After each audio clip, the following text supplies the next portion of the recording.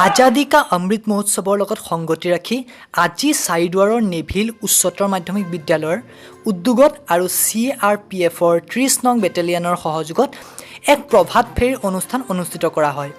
অনুষ্ঠানত বিদ্যালয়খনৰ শিক্ষক শিক্ষয়িত্ৰী, কৰ্মচাৰী, ছাত্ৰ-ছাত্ৰী, CRPFৰ বিষয়া, জোৱানসকলে হাতে হাতে দেশৰ ত্ৰিৰংগ পতাকা লৈ বিদ্যালয় প্ৰাংগণৰ পৰা চাৰিদুৱাৰ পথ হৈ MES পৰ্যন্ত এক বিশাল ত্ৰিৰংগা শোভাযাত্ৰা উলিয়ায়।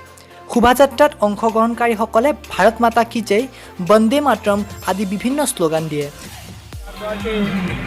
हायर सेकेंडरी स्कूल के साथ में, उनके बच्चों के साथ में, समाज के घर वाले लोगों के साथ में और गांव के बच्चों के साथ में हम लोगों ने एक अभियान निकाला।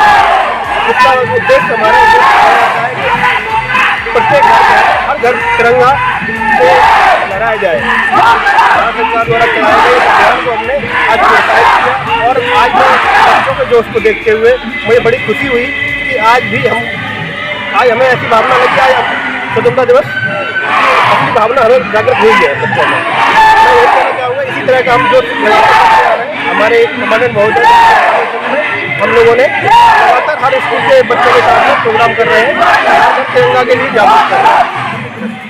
ভাৰতবৰ্ষৰ ৭৫তম যি স্বাধীনতা দিৱসৰ অমৃত মহোৎসৱ উদযাপন হৈ আছে, তাৰ লগত সংগতি ৰাখি আমাৰ ৰাজ্য চৰকাৰ আৰু আমাৰ শিক্ষা বিভাগৰ তৰফৰ পৰাও যি প্ৰভাত ফেৰী অনুষ্ঠান আয়োজন কৰাৰ কাৰণে দেখিছে, সেই প্ৰভাত বিদ্যালয় উচ্চতৰ মাধ্যমিক বিদ্যালয় ছাত্ৰীসকলক লৈ আৰু CRPF চাৰিদুৱাৰ সহযোগত প্ৰভাত ফেৰী ছাত্ৰ ছাত্ৰীক লৈ আমি ঘৰ ঘৰ তিৰংগা যি কাৰ্যসূচী জনসাধাৰণক আৰু ছাত্ৰ ছাত্ৰীক আৰু সকলো অংশৰ ৰাইজক সচেতন কৰাৰ কাৰণে আৰু আমাৰ যি স্বাধীনতাৰ ৭৫ বছৰ পূৰ্ণ হোৱা উপলক্ষে দেশত যি গৌৰৱ উজ্জ্বল ইতিহাস তাক স্মৰণ কৰা আৰু নিজক সেই দেশপ্ৰেম আৰু ভক্তিভাৱেৰে উদ্বুদ্ধ কৰা, তাক কাৰ্যসূচী সংগতি ৰাখি আমি আমাৰ কাৰ্যসূচী আয়োজন কৰিছোঁ।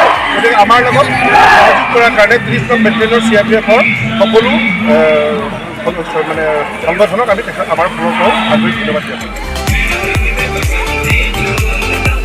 নিউজ ডেস্ক ৰিপোৰ্ট, বালিপাৰা বাজ।